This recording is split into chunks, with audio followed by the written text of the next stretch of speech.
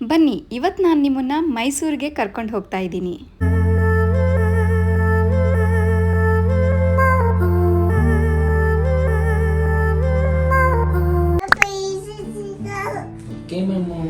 ಮೈಸೂರನ್ನು ತಲುಪೋದಕ್ಕೆ ದೇಶದ ಪ್ರಮುಖ ನಗರಗಳಿಂದ ಒಳ್ಳೆ ಕನೆಕ್ಟಿವಿಟಿ ಇದೆ. ನಾವು ಮುಂಬೈಯಿಂದ ಮೈಸೂರಿಗೆ ಟ್ರೈನಲ್ಲಿ ಪ್ರಯಾಣ ಮಾಡ್ತಾ ಇದ್ದೀವಿ.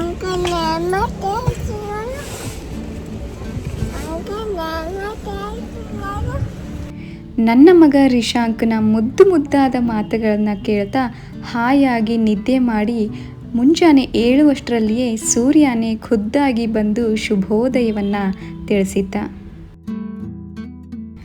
ಮುಗಿಲೆತ್ತರದ ಮರಗಳ ಹಿಂದೆ ಸೂರ್ಯ ಬಚ್ಚಿಟ್ಟುಕೊಂಡು ಹೈಡ್ ಆ್ಯಂಡ್ ಸೀಕ್ ಆಡೋದನ್ನು ನೋಡ್ತಾನೆ ಮುಂಜಾನೆಯ ಹಾಲನ್ನು ರಿಶಾಂಕ್ ಸವಿದದ್ದೂ ಆಯಿತು.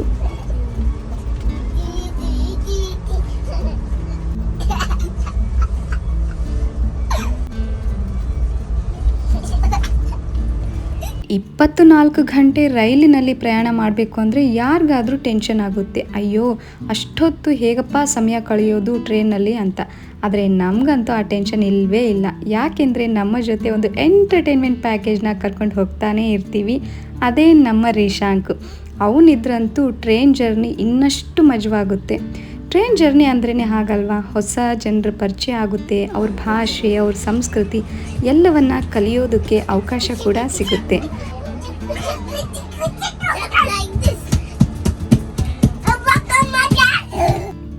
ಅದರಲ್ಲೂ ಈ ವಿಂಡೋ ಸೀಟ್ ಸಿಕ್ಕರಂತೂ ಸ್ವರ್ಗನೇ.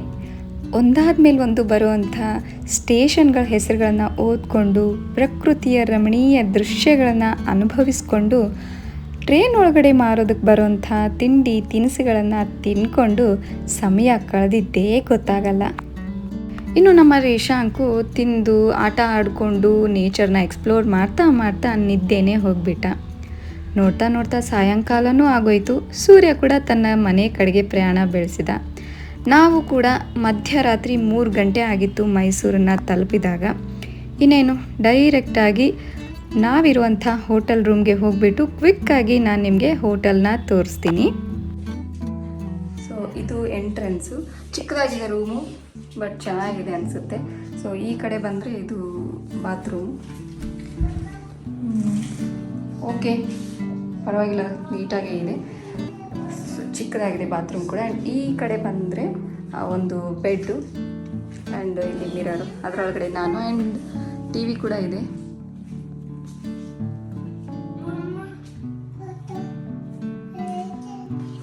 ಹೊಂಟಿನಲ್ಲ ಬಜ್ಜೋಲ್ಲ. ಓಕೆ, ಮಲ್ಕೊಳ್ಳೋಣ ಅಂತಿದ್ದಾನೆ. ಆ್ಯಕ್ಚುಲಿ 3 ಗಂಟೆ ಆಯ್ತಲ್ವಾ ಟೈಮು, ಮಧ್ಯರಾತ್ರಿ. ಸೊ ಹಾಗಾಗಿ ಇದು ಬೆಡ್ಡು. ಆಮೇಲೆ ಈ ಕಡೆ ಬಂದರೆ ಚಿಕ್ಕದಾಗಿ ವಾರ್ಡ್ರೋಬ್ ಕೂಡ ಕೊಟ್ಟಿದ್ದಾರೆ. ಇಲ್ಲಿ ಲಗೇಜೆಲ್ಲ ಇಟ್ಕೊಂಡಿದ್ದೀವಿ ಆಲ್ರೆಡಿ. ಒಂದು ಚೇರು, ಜೊತೆಗೆ ಇಲ್ಲಿ ವಿಂಡೋ ಇದೆ. ಸೊ ಈ ಹಿಂಗೆ ಕಾಣಿಸುತ್ತೆ ಹೊರಗಡೆ ವ್ಯೂ. ಚಿಕ್ಕದಾಗಿದೆ ರೂಮು, ಬಟ್ ಪರವಾಗಿಲ್ಲ, ಚೊಕ್ಕದಾಗಿದೆ ಅಂತಲೇ ಹೇಳ್ಬೋದು. ಓಕೆ, ನಾನು ಮತ್ತೆ ನಾಳೆ ಸಿಗ್ತೀನಿ ನಿಮಗೆ. Good night, bye bye. Chintu good night Chappu. ಮಮ್ಮ good night Chappu. Good night.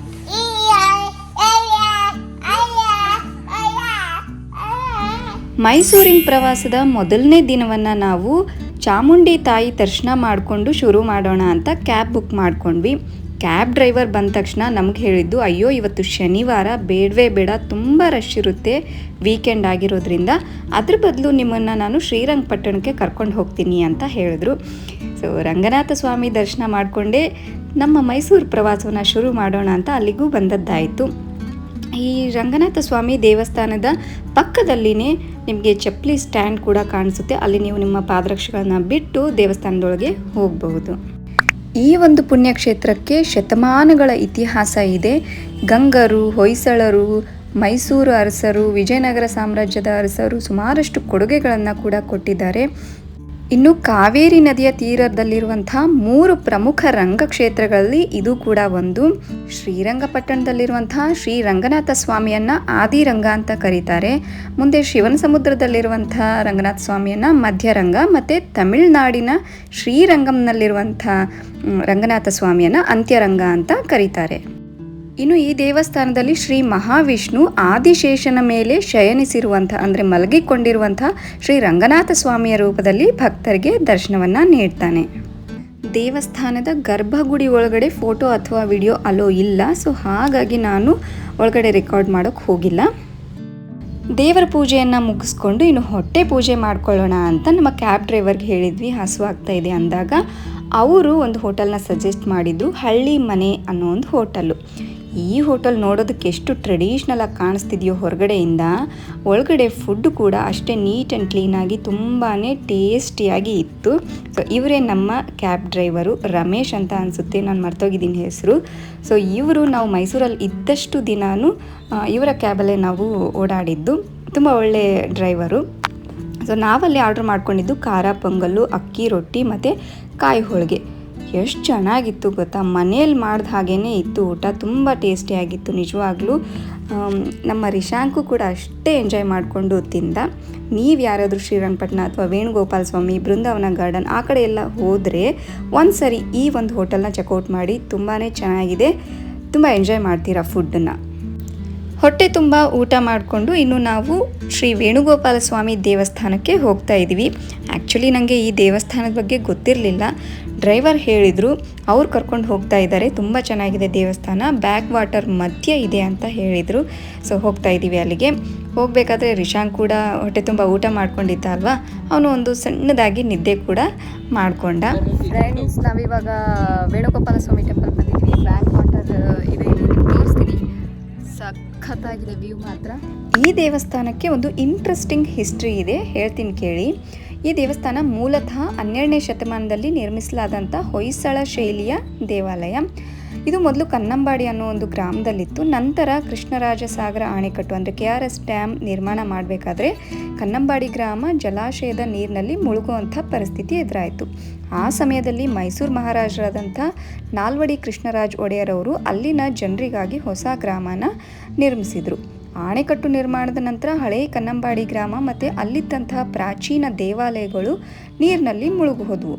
ಆದರೆ ಜಲಾಶಯದ ನೀರಿನ ಮಟ್ಟ ಕಡಿಮೆ ಆದಾಗ ಹಳೆ ವೇಣುಗೋಪಾಲ ಸ್ವಾಮಿ ದೇವಸ್ಥಾನ ಮತ್ತೆ ನೀರಿನಿಂದ ಹೊರಗೆ ಕಾಣಿಸ್ಕೊಳ್ತಿತ್ತು. ಹಲವು ವರ್ಷಗಳ ಕಾಲ ನೀರಿನಡಿಯಲ್ಲಿದ್ದಂಥ ಈ ಐತಿಹಾಸಿಕ ದೇವಾಲಯವನ್ನು ನಂತರ ಸಂರಕ್ಷಿಸಿ ಹೊಸ ಕನ್ನಂಬಾಡಿ ಸಮೀಪದ ಸ್ಥಳಕ್ಕೆ ಸ್ಥಳಾಂತರಿಸಿ ಪುನರ್ ನಿರ್ಮಾಣ ಮಾಡಲಾಯಿತು. ಈ ಪುನರ್ ನಿರ್ಮಾಣದ ವಿಶೇಷತೆ ಏನಂದರೆ, ದೇವಾಲಯದ ಕಲ್ಲುಗಳನ್ನು ಒಂದೊಂದಾಗಿ ಗುರುತಿಸಿ ಅವುಗಳ ಮೂಲ ವಿನ್ಯಾಸವನ್ನು ಸಾಧ್ಯವಾದಷ್ಟು ಅದೇ ರೀತಿಯಲ್ಲಿ ಮರುಸ್ಥಾಪನೆ ಮಾಡಲಾಯಿತು. ಸ್ವಾರಸ್ಯಕರ ಇತಿಹಾಸವನ್ನು ಹೊಂದಿರುವಂಥ ಶ್ರೀ ವೇಣುಗೋಪಾಲ ಸ್ವಾಮಿ ದೇವಸ್ಥಾನದ ದರ್ಶನ ಮಾಡಿಕೊಂಡು ಬೃಂದಾವನ ಗಾರ್ಡನ್ ಕಡೆಗೆ ಹೋಗ್ತಾ ಇದ್ದೀವಿ. ಈಗ ಅಷ್ಟೊತ್ತಿಗಾಗಲೇ ಸೂರ್ಯ ನೆತ್ತಿ ಮೇಲೆ ಬಂದು ಸಮಯ 3-3:30 ಆಗೋಗಿತ್ತು ಮಧ್ಯಾಹ್ನ. ಏನಾದರೂ ತಂಪಾಗಿ ಕುಡಿಯೋಣ ಅಂತ ಸುತ್ತಮುತ್ತ ನೋಡಿದಾಗ ಅಲ್ಲಿ ಒಬ್ಬ ಆಪತ್ ಬಾಂಧವನ ರೀತಿ ಪುಣ್ಯಾತ್ಮ ಎಳ್ನೀರು ಮಾರ್ತಾ ಇರೋದು ಕಾಣಿಸ್ತು ನಮಗೆ. ಸೊ ಎಳ್ನೀರನ್ನು ತೊಗೊಂಡು ನಾವು ಕುಡಿದ್ವಿ, ರಿಶಾಂಕ್ಗೂ ಕುಡಿಸಿದ್ವಿ. ಬಟ್ ಎಳ್ನೀರು ಕುಡಿಯೋದಕ್ಕಿಂತ ಆ ಕಾಯಿನ ಕೊಚ್ಚಿ ಅದರಲ್ಲಿ ಬರೋವಂಥ ಕೊಬ್ಬರಿ ತಿನ್ನೋದಿದೆಯಲ್ಲ, ಆ ಮಜಾನೇ ಬೇರೆ ಬಿಡಿ. ಓಕೆ, ಇವಾಗ ಬೃಂದಾವನ ಗಾರ್ಡನ್ ಬಂದಿದ್ದೀವಿ. ಸೊ ನನ್ನ ಹಿಂದ್ಗಡೆ ನೋಡ್ತಿದ್ದೀರಲ್ವ, ಅದು ಟಿಕೆಟ್ ಕೌಂಟರ್ ಇದೆ, ಅಲ್ಲಿ ಟಿಕೆಟ್ ತೊಗೊಂಡು ಒಳಗಡೆ ಹೋಗೋಣ ಬನ್ನಿ. ಬೃಂದಾವನ ಗಾರ್ಡನ್ ಎಂಟ್ರಿ ಟಿಕೆಟ್ ಪ್ರೈಸ್ ಬಂದು 100 ರೂಪೀಸು. ಬಟ್ ನಾವು ಹೋದಾಗ 50 ರೂಪೀಸ್ ಇತ್ತು ಎಂಟ್ರಿ ಟಿಕೆಟ್ ಪ್ರೈಸು ಪರ್ ಪರ್ಸನ್ಗೆ. ಪ್ರವಾಸೋದ್ಯಮ ಬೆಳೆದಂತೆಲ್ಲ ಟಿಕೆಟ್ ಪ್ರೈಸಸ್ ಕೂಡ ಹೆಚ್ಚಾಗೋದು ಕಾಮನ್ನು. ಇನ್ನು ಒಳಗಡೆ ಎಂಟ್ರಿ ಆಗ್ತಿದ್ದ ಹಾಗೆಯೇ ಎಲೆಕ್ಟ್ರಿಕ್ ವೆಹಿಕಲ್ ಕಾಣಿಸುತ್ತೆ. ಬೃಂದಾವನ ಗಾರ್ಡನ್ ತುಂಬ ದೊಡ್ಡದು. ಸೊ ಹಾಗಾಗಿ ನಿಮ್ಮ ಜೊತೆ ವಯಸ್ಸಾದವರು ಅಥವಾ ಮಕ್ಕಳು ಇದ್ದಾರೆ ಅಂತಂದರೆ ಈ ಒಂದು ಎಲೆಕ್ಟ್ರಿಕ್ ವೆಹಿಕಲ್ನ ನೀವು ಯೂಸ್ ಮಾಡ್ಕೋಬಹುದು. ಇನ್ನು ಇಲ್ಲಿ ವಿವಿಧ ಬಗೆಯ ವಿಶೇಷ ವಿಭಿನ್ನ ಗಿಡಗಳನ್ನು ನೋಡೋದಕ್ಕೆ ನಿಮಗೆ ಸಿಗುತ್ತೆ. ಭೂಮಿಗೆ ಅಂಟ್ಕೊಂಡಿರುವಂಥ ಗಿಡಗಳಿಂದ ಹಿಡಿದು ಗಗನಕ್ಕೆ ಮುತ್ತಿಡೋ ಹಾಗೆ ಬೆಳೆದು ನಿಂತಿರುವಂಥ ಗಿಡಗಳನ್ನು ಕೂಡ ನೀವಿಲ್ಲಿ ಕಾಣಬಹುದು. ಆಯುರ್ವೇದಕ್ಕೆ ಸಂಬಂಧಪಟ್ಟಂಥ ಗಿಡಗಳು, ಶೋ ಗಿಡಗಳು, ಹೀಗೆ ಸುಮಾರಷ್ಟು ಬಗೆಯ ಗಿಡಗಳನ್ನು ನಾವಲ್ಲಿ ಕಾಣಬಹುದು. ಅದರ ಜೊತೆಗೆ ಸೂರ್ಯನ ಕಿರಣಗಳು ಈ ಗಗನಚುಂಬಿ ಮರಗಳನ್ನು ಸೀಳಿಕೊಂಡು ನಮ್ಮ ಮೇಲೆ ಬೀಳ್ತಿತ್ತಲ್ವ, ಅದನ್ನು ನೋಡೋದೇ ಚಂದ. ಬೃಂದಾವನದ ಮೇನ್ ಅಟ್ರಾಕ್ಷನ್ ಬಂದು ಈ ಒಂದು ಕಾರಂಜಿ. ಈ ಕಾರಂಜಿನ ನೋಡಿದರೆ ನಿಮಗೆ ಯಾವ ಹಾಡು ನೆನಪಾಗುತ್ತೆ ಹೇಳಿ? ತುಂಬ ಹಳೆಯ ಹಾಡು. ನಾನು ಹೇಳ, ನೀ ಬಂದು ನಿಂತಾಗ ನಿಂತು ನೀ ನಕ್ಕಾಗ ನಕ್ಕು ನೀ ಸೆಳೆದಾಗ ಸೋತೆ ನಾನಾಗ ನೆನಪಾಯ್ತಾ? ಡಾಕ್ಟರ್ ರಾಜ್ಕುಮಾರ್ ಅವರು, ಆರತಿ ಮೇಡಮ್ ಅವರು ಕಸ್ತೂರಿ ನಿವಾಸದ ಒಂದು ಆ ಹಾಡನ್ನು ಇಲ್ಲೇ ಶೂಟ್ ಮಾಡಿದ್ದಾರೆ. ಕಂಪ್ಲೀಟ್ ಹಾಡು ಇದೇ ಒಂದು ಲೊಕೇಶನ್ನಲ್ಲಿ ಶೂಟ್ ಆಗಿದೆ. ನೀವು ಹೋಗ್ಬಿಟ್ಟು ಚೆಕ್ ಮಾಡಿ. ಮೊದಲೇ ಹೇಳಿದಾಗೆ ಈ ಒಂದು ಗಾರ್ಡನ್ನು ತುಂಬ ದೊಡ್ಡದು ಆಯಿತಾ. ಸುತ್ತಾಡ್ಕೊಂಡು ನೋಡಬೇಕು ಅಂತಂದರೆ ಮಿನಿಮಮ್ 2 ಅವರ್ ಹಿಡಿಯುತ್ತೆ. ಬಟ್ ಎಲ್ಲೂ ನಮಗೆ ಬೋರ್ ಅಂತ ಅನಿಸಲ್ಲ. ಯಾಕೆ ಅಂತಂದರೆ ಯಾವ ಕಡೆ ನೋಡಿದ್ರು ಸುತ್ತ ಹಸಿರು, ನೀರು, ಆ ನೀರಿನ ಸೌಂಡು ಇದನ್ನೆಲ್ಲ ಕೇಳಿಕೊಂಡು ನೋಡಿಕೊಂಡು ಓಡಾಡ್ತಾ ಇದ್ದರೆ ಟೈಮ್ ಹೋಗಿದ್ದೇ ಗೊತ್ತಾಗಲ್ಲ. ಬಟ್ ನಾವು ಒಂದು ಸ್ವಲ್ಪ ಬ್ರೇಕ್ ತೊಗೊಳ್ಳೋಣ ಅಂತ ಒಂದು ಗಿಡದ ಕೆಳಗಡೆ ಕೂತ್ಕೊಂಡು ರೆಸ್ಟ್ ಮಾಡ್ತಾ ಇದ್ವಿ. ಇಲ್ಲೇನು ನೋಡ್ತಾ ಇದ್ರಲ್ವ, ಇದು ರಾಯಲ್ ಆರ್ಕಿಡ್ ಅಂತ ಬೃಂದಾವನ ಗಾರ್ಡನ್ ಒಳಗಡೆನೇ ಈ ಒಂದು ಹೋಟೆಲ್ ಇದೆ. ನೀವು ಬೇಕಿದ್ರೆ ಇಲ್ಲಿ ಸ್ಟೇ ಮಾಡ್ಬೋದು. ಇಲ್ಲಿ ಸ್ಟೇ ಮಾಡಿದರೆ ನಿಮಗೆ ಒಂದು ಪ್ಲಸ್ ಪಾಯಿಂಟ್ ಏನು ಅಂದರೆ ಗಾರ್ಡನ್ಗೆ ಡೈರೆಕ್ಟ್ ಎಂಟ್ರಿ ಸಿಗುತ್ತೆ ನಿಮಗೆ. ಸೊ ನಾವು ಒಂದು ಸ್ವಲ್ಪ ಹೊತ್ತು ಕೂತ್ಕೊಂಡು ಸ್ನ್ಯಾಕ್ಸ್ ಎಲ್ಲ ತೊಗೊಂಡ್ಬಂದಿದ್ವಿ. ರಿಶಾಂಕೆಲ್ಲ ತಿಂದುಕೊಂಡು ಮತ್ತೆ ನಾವು ಗಾರ್ಡನ್ನ ಸುತ್ತಾಡೋದಕ್ಕೆ ಶುರು ಮಾಡಿದ್ವಿ.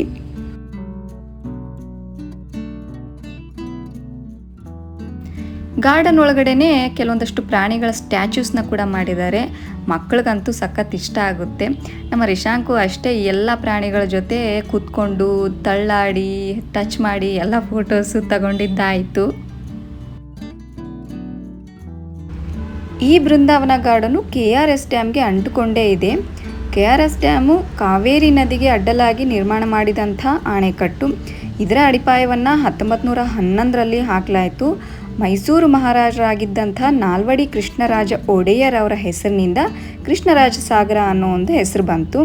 ಇಂಜಿನಿಯರ್ ಸರ್ ಎಂ ವಿಶ್ವೇಶ್ವರಯ್ಯ ಅವರ ಪ್ರಮುಖ ಪಾತ್ರದಿಂದ ಈ ಯೋಜನೆ ಭಾರತದ ಇಂಜಿನಿಯರಿಂಗ್ ಇತಿಹಾಸದಲ್ಲಿನೇ ಬಹಳ ಪ್ರಸಿದ್ಧವಾಯಿತು.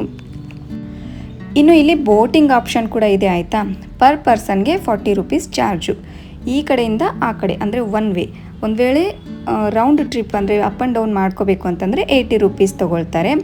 ಆ ಕಡೆ ಕಾರಂಜಿ ನೈಟ್ ಟೈಮಲ್ಲಿ ಲೈಟ್ ಆ್ಯಂಡ್ ಸೌಂಡ್ ಶೋ ಆಗುತ್ತೆ.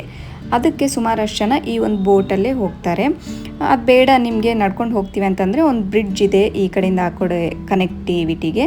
ಸೊ ನೀವು ನಡ್ಕೊಂಡೇ ಹೋಗ್ಬೋದು. ತುಂಬ ದೂರ ಏನಿಲ್ಲ, ಜಸ್ಟ್ ಒಂದು 2-3 ಮಿನಿಟ್ ಅಷ್ಟೇ ಆಗುತ್ತೆ. ವಾಕೇಬಲ್ ಡಿಸ್ಟೆನ್ಸಲ್ಲೇ ಇದೆ. ನಮ್ಮ ಜೊತೆ ರಿಶಾಂಕ್ ಇರೋದ್ರಿಂದ ಬೋಟ್ ನೋಡಿದ ತಕ್ಷಣ ಬೋಟ್ ಅಂತ ಅನ್ನೋಕ್ಕೆ ಶುರು ಮಾಡ್ದ. ಬನ್ನಿ ನಾವು ಕೂಡ ಬೋಟಲ್ಲೇ ಹೋಗೋಣ. ಬೋಟಿಂಗ್ ಮಾಡ್ತಾ ಸನ್ಸೆಟ್ಟನ್ನು ಕೂಡ ಎಂಜಾಯ್ ಮಾಡಿದ್ವಿ. ಅಲ್ಲಿ ಹೋಗಿ ರೀಚ್ ಆಗಿ ಒಂದು ಸ್ವಲ್ಪ ಹೊತ್ತು ಟೈಮ್ ಸ್ಪೆಂಡ್ ಮಾಡೋಷ್ಟೊತ್ತಿಗೆ ಕತ್ಲೆ ಕೂಡ ಆಗೋಯಿತು. ಇನ್ನು ಲೈಟ್ ಆ್ಯಂಡ್ ಸೌಂಡ್ ಶೋ ಕೂಡ ಶುರುವಾಗಿದೆ. ನೀವು ಕೂಡ ನೋಡಿ ಎಂಜಾಯ್ ಮಾಡಿ.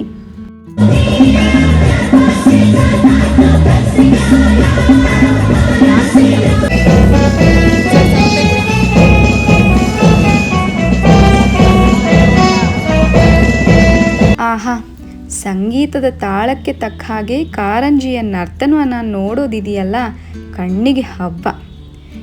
ಈ ಒಂದು ಮನಮೋಹಕ ದೃಶ್ಯವನ್ನು ಅನುಭವಿಸಿ ಆನಂದಿಸಿ ನಾವು ಮತ್ತೆ ವಾಪಸ್ ಹೋಗ್ತಾ ಇದ್ದೀವಿ. ವಾಪಸ್ ಕೂಡ ನಾವು ಬೋಟ್ ಟಿಕೆಟನ್ನು ತೊಗೊಂಡಿದ್ವಿ, up and down boat ticket. ಹೋಗಬೇಕಾದ್ರೆ KRS ಡ್ಯಾಮು ಮದವಣಗಿತ್ತಿ ಥರ ಸಿಂಗರ್ಸ್ಕೊಂಡು ಟ್ರೈ ಕಲರಲ್ಲಿ ಮಿಂಚ್ತಾ ಇತ್ತು. ಇದನ್ನು ನೋಡಿ ಹೆಮ್ಮೆ ಅನ್ನಿಸ್ತು. ಸೊ ಇದು ನಮ್ಮ ಮೈಸೂರಿನ ಮೊದಲನೇ ದಿನ. ಈ ಥರ ನಾವು ಕಳೆದ್ವಿ. ಹೇಗನ್ನಿಸ್ತು ನಿಮಗೆ? ಸೊ ನಾನು ಮತ್ತೆ ಇನ್ನೊಂದು ಇಂಥದೇ ಇಂಟ್ರೆಸ್ಟಿಂಗ್ ವಿಡಿಯೋ ಜೊತೆಗೆ ನಿಮ್ಮ ಮುಂದೆ ಬರ್ತೀನಿ.